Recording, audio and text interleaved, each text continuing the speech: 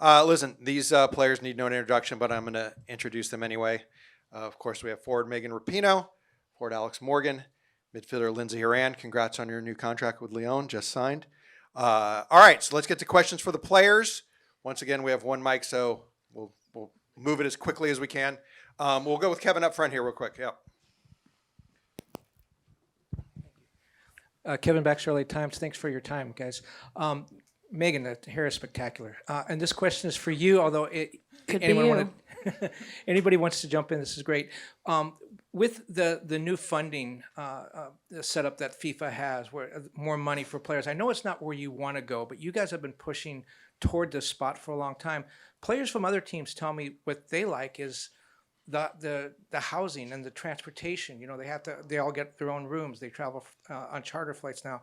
Isn't that an even bigger thing, showing that you're having some effect? And Alex, you're nodding your head. You can answer too. Thank you. Yeah, you go for it. Sure, I'll take that. Yeah, I think it just shows how far the game has come, and obviously we still have a ways to go. But FIFPro and players individually and together also. The teams have been fighting for this, fighting for more equal prize money, narrowing the gap that still exists between the men's and women's prize money, but also just looking at the amount of rooms that we have, the charter flights, travel and accommodations, that's been equalized between the men's and the women's tournaments, which is fantastic. FIFA has actually done, surprisingly, coming out of my mouth, a very good job at increasing the prize money. We still have a ways to go, but having them direct payments to the players is huge. I mean, it's a life-changing thing for some of these players entering the tournament. So coming away with each player making at least $30,000 is huge, because a lot of federations, usually that money goes to federations, and those players don't see any or much of that money. With U.S. Soccer, we have in our contract equal prize money between the men and the women, which is a shared pot, and that's the only federation in the world that does that. So we're very happy that we fought for that and we're able to attain that. Now it's up to FIFA and the other federations to do their part, and I'm very pleased to see what FIFA has done, and I look forward to seeing more good news along the way, this World Cup and in future World Cups, as we narrow and eventually equalize the prize money. Thanks, Al. Hold on, I gotta fix Megan's thing here. We can't have a droopy Megan, can we? I don't need a name tag. There we go. I think we know who Megan Rapinoe is. Y'all know who I am? Just in case someone in the back didn't know. All right, let's go to Martin. Oh, and real quick, direct your question to a player if you would. If you don't, say anyone can pick up and they'll decide. Okay, go ahead. Martin Rogers, Fox Sports. Question for Alex. 4 years ago in your first game, the team racked up a very comfortable and comprehensive victory, and there was some, I don't know how to describe it, maybe ill-informed discussion from the public as to... By yourself? Yeah. As to whether you guys should have... Somebody drummed it up. As to whether you guys should have run up the score and whether there was any disrespect in terms of celebrating goals and so on. My question is, if a similar situation arose again, would there be any hesitation in showing a similar level of ruthlessness, competitiveness, whatever you want to call it? I think looking at this tournament and the games that we're going to be playing, you can't compare our match against Thailand to any upcoming games. That tournament, we started off with a bang, and we're hopeful and optimistic in this tournament doing, being able to be successful. That's what we've worked so hard towards the last 4 years.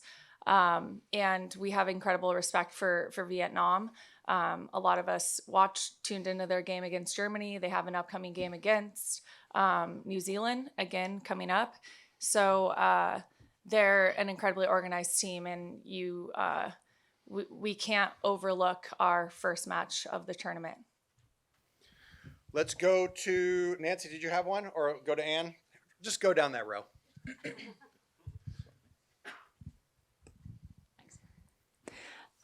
Nancy Armour, USA Today Sports. Lindsey, Vlatko talked about how he has given you more responsibilities, or you've had more responsibilities as a leader since the trip to Australia, and I think it was 2021. Can you just talk about how your leadership has evolved, and especially with Becky being out, how does it change or give you even more responsibilities during this tournament? Yeah, well, one thing I'm so sad for Becky.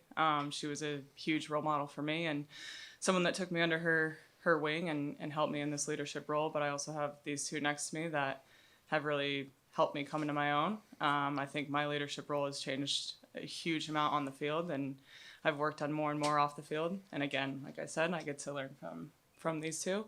And I think going into the major tournament like this, it's like doing my thing, who I am as a leader, and not changing any bit just because we unfortunately lost Becky. I'm going to be the same Lindsey that I've always been, but, do whatever I possibly can to help this team lift this trophy at the end of the day and help the young ones that we have and a lot of the newer players that have never been here. Pass it down the row there. Yeah, you're good. Taylor Vincent, Equalizer. Megan, talking about all the money changes, how does the accommodation stuff, like the flights and like an extra long base camp, how does that help you as a player translate onto the pitch?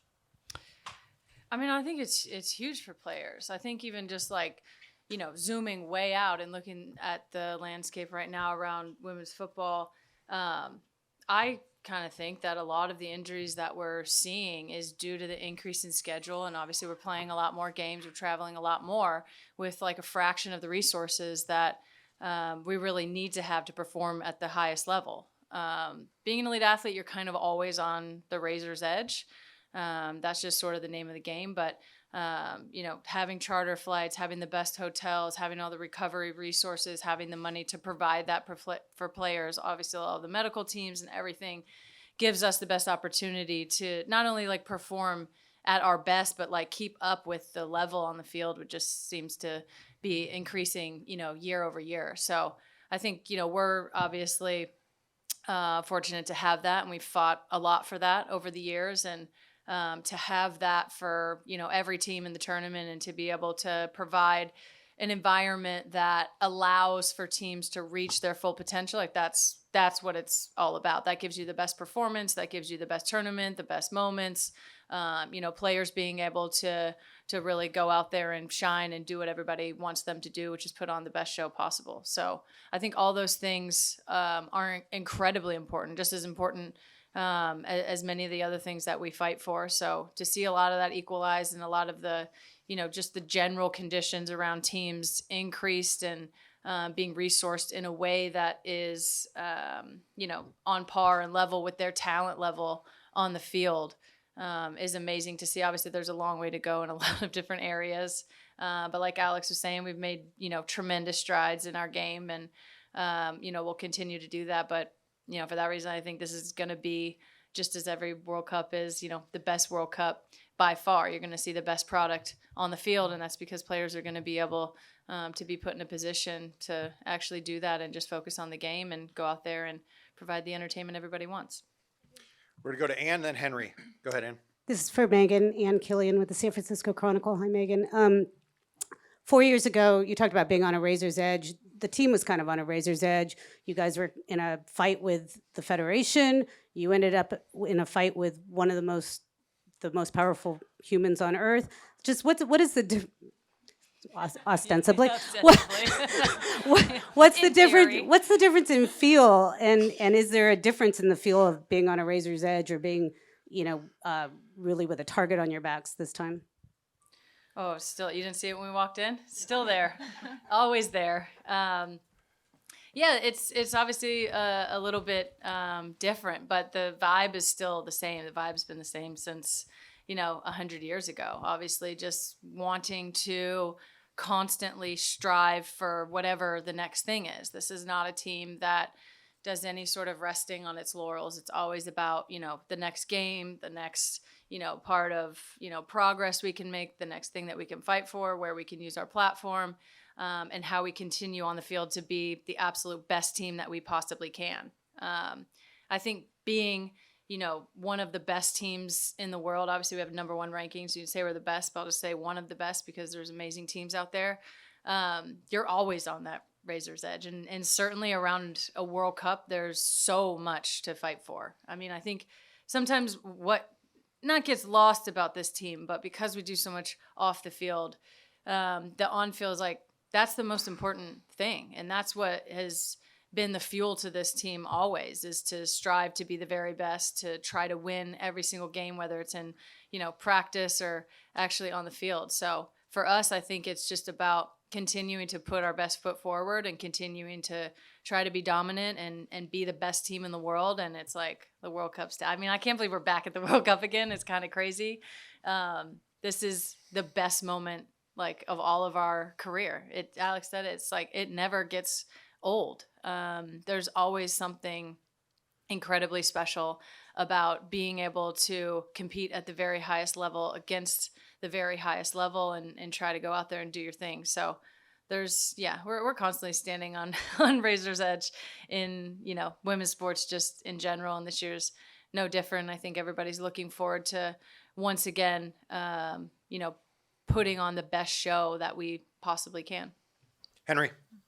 Henry Bushnell from Yahoo Sports over here. Alex, I got a two-parter for you. After your last game with San Diego, you spoke about all the strides that have been made for mom athletes over the years. Do you have any sense what it would be like to do what you're doing now before all of those strides and like without all the support and accommodations that have been bargained for over the past 2-3 decades? And the second part, what are Charlie's World Cup plans? I'm really grateful for the women before me that fought for mom athletes. I mean, Joy Fawcett was the OG in that, and she had way less resources and support, and was able to somehow become world champion and do many great things to create the legacy she has today. But in the position I am in today, I have fought hard for female athletes to get the support and resources needed to be able to continue to stay on top of our game after having children. And that's just looking at the amount of moms that we have on the team that we had last camp. We had 5 moms on the team. We have 3 on the roster going to the World Cup. I think that's the most that we've ever had. And that's a testament to the support that we've gotten from this team, the Federation, from the NWSL, from our sponsors. It's not the case around the world. And we're trying to make a stand for it and show that the amount of support that you get is necessary in order for us to compete at the highest level. I mean, it's similar to some of the players who are new on the team now, are never going to experience inequalities within as a professional athlete under U.S. Soccer. And we actually just got our first settlement check in the mail a week ago. And Naomi was joking that she didn't get one. And I was like, be grateful you don't. You just get equal. So you weren't here now. Yeah.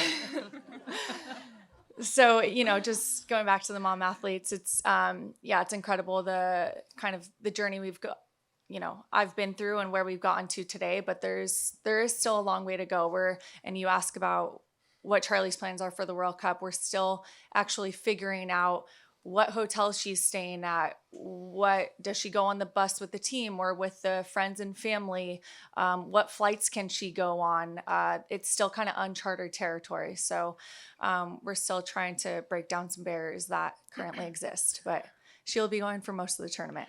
And I bet she has some good outfits ready to go. Yeah, she really wants to go swimming all day, every day. I have to break it to her that it's winter there. Yeah, it'll be a surprise. Who do we got next? Goffer? Go ahead. Hey, Megan, Steve Goff from the Washington Post. Just wanted to check on your injury, where things stand, how you see it progressing, and how you foresee it a few weeks from now for the start of the tournament. Yeah, injury's going really well. It was quite minor, not amazing timing, but such is life of an athlete. So it's nothing that I'm worried about for the start of the tournament. We obviously it feels like it's here right now because we're doing all this and coming into camp, but we have a little bit of time, and we'll have quite a bit of time down in New Zealand before we actually get going. So yeah, I'm feeling good.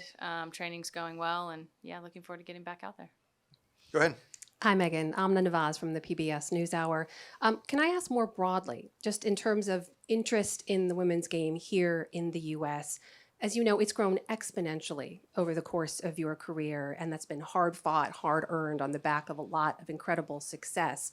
But this World Cup represents a chance for millions of more people, right, to be aware of the team, join the other legions of fans. I wonder if you can kind of reflect on this moment for women's soccer in the United States in terms of what's at stake in this tournament and for the years ahead. And then just a quickie for Alex, if you don't mind. My boss, my 7-year-old Lena, who wears your jersey at home, wants me to ask you, why are you so awesome? Do you want to go first? Is that okay? Where do we Well, start? Yeah, here we go. No, thank you so much. And it's because of these girls beside me. We all lift each other up. So cute. But for the real question. Yeah, the real question. This one does feel different than other World Cups. I think just in general, the sort of like zoom out picture around women's sports right now feels like we're sort of out of the just like the dogged fight phase. Not that there's not a lot still to fight for, but the sort of acceptable cognitive dissonance and just denial of what we actually are and how incredible women's sports are, how popular it is, how profitable we can be, what the business actually is. I think those days are pretty much long gone, and that would be quite a tough and embarrassing position to still keep. So I think this World Cup feels almost like a show up and show out kind of vibe. I think it's going to be incredible. I said before, I think that this World Cup is going to be incredible. Having it being co-hosted by Australia, New Zealand, huge sporting countries. We've seen the numbers around ticket sales, just the quality on the pitch, better than it ever has been. It feels like this is like a real opportunity for us. Actually, let me rephrase that. We've always taken the opportunity to show exactly who we are, not just our team, but the women's game in general. But it feels like a real opportunity to kind of like blow the lid off just in terms of fanfare and media and sponsorships and the sort of larger business around this sport. I think everyone is sort of hip to the game now and understands that this is, not somewhere that's just like, oh, we should cheer for the Women's World Cup because that's the right thing to do. It's like, this is actually a terrible business move if you're not getting in on it, if you're not investing, if you're not putting resources to it, and if you're not tuning in, you're sort of missing out on a massive cultural moment in so many ways. And I think, as always with women's sports, like we're always doing both. And I think that's something that we're really proud of, and I think something that just totally differentiates us from a fan base perspective than any sort of men's sports, but I think also from a business perspective. I think we know that for bottom line, equality is actually good in a shocking turn of events. Equality is actually good for business. And, I think that that's something special that the women's game has. And this feels like, the sort of premier event. I mean, it's the biggest women's sporting event in the world by far, bar none, as I've said. And I think that this is a real opportunity of sort of like a kind of paradigm shift globally. I mean, I think we're having it a lot in the U.S., but I think just globally, you've seen what's happened since last World Cup, whether it's stadiums selling out or the Women's Final Four, or, Cricket League in India. Like there's so many examples of this, and it feels like this is like a paradigm shift or a moment we'll look back to and say like nothing was ever the same after this Women's World Cup and what we're going to be able to do. And all bets on the Women's World Cup. Money's in on that. I just think it's going to be an incredible event. And as you said, it is hard fought and hard won by us, by our players and our Players Association and, our federation, being on the right side of things now, but also to all the other teams and all the other vested interests happening in the Women's World Cup. I think everybody is thankfully pushing in the right direction and pushing in the same direction now. And sky's the limit from here. Ann Peterson up front. Hey, Annie Peterson from the Associated Press. Megan, just an aside, congratulations, Lindsey, on getting engaged. That's wonderful. Megan, along those same lines, we have seen Jamaica have some issues in terms of funding and preparation and payment. Canada also has revealed that they're having issues. You know, how disheartening is it for you guys to see this ongoing, you know, these things still happening in the global game? Yeah, I mean, it's infuriating, to be honest. Obviously, a lot of us play with the Canadian players, so we sort of saw up front, you know, what it was like for them to go through what they went through earlier in the year and continue to. I mean, I think this is where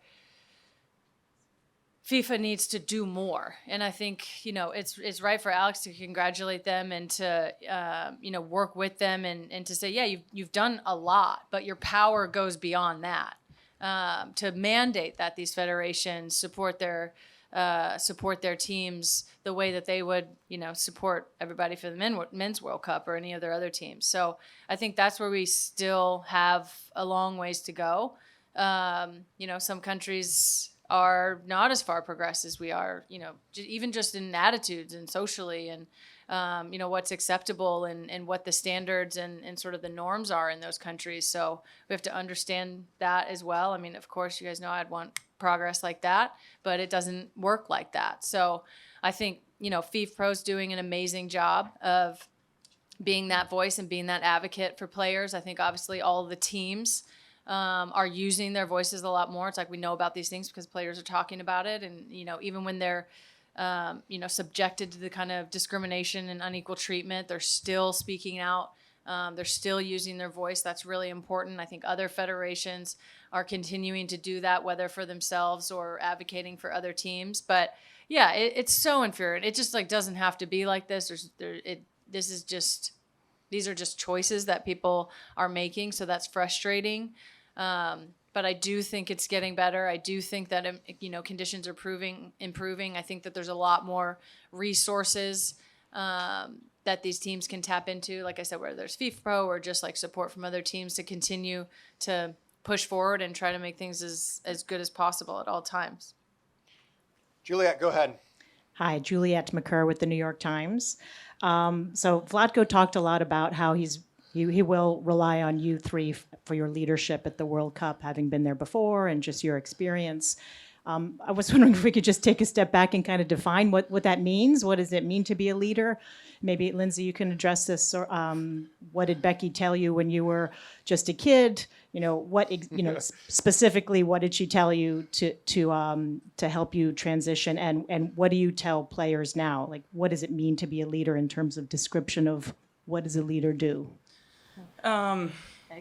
She's going all the way back to the beginning with Becky. I don't think she necessarily said anything to me along those lines, but it was more, you know, Becky leads by example. Her voice, it isn't always out there, but anytime she does speak, it, you know, makes people listen. You know, what she says is so important. And yeah, you're like, yeah, Becky's right. Anything she says, she's right. I always, you know, whenever I was in this environment or in Portland, I was like, if I have a question, if I need advice, you know, I'm going to Becky. She's my first call or my first text. And, you know, what she does in the field and, you know, what she did for me in Portland, it was just like, I'm going to follow her lead. And I want to be that type of role model for, you know, the young ones coming up and the new players here. So I think, you know, for me as coming into my role and being a leader, I want to be my own type of leader. I think we all have, you know, different variations of that. And I get, like I said before, to learn from these two and everything they've done, you know, obviously before this World Cup and before my time here. But also make sure I have that role that I can fill on this team as well. And my voice and what I do on the field and just trying to be the best role model and a voice for these young players coming in. And anytime they need advice or questions or whatever. I think I got a call from Alyssa asking me what to pack for this trip, which was the best phone call ever. She wanted to know the essentials for packing for the World Cup, and I had no idea what to tell her, but it was so cute, and it was, yeah, everything. Pino's got like 4 bags, so. Yeah. Bring it all. But yeah, and I think the one thing Becky did tell me when I texted her for her injury, she just said, appreciate this moment, appreciate wearing the captain's armband if I get the chance, appreciate being able to lead this team and take in every single bit of that, because it does not come around a lot. And you being able to have this role, it's the most incredible thing in the world. You get to have this role on, the best team in the world, one of the best teams in the world. So, yeah, that's probably the advice that I will take from Bex.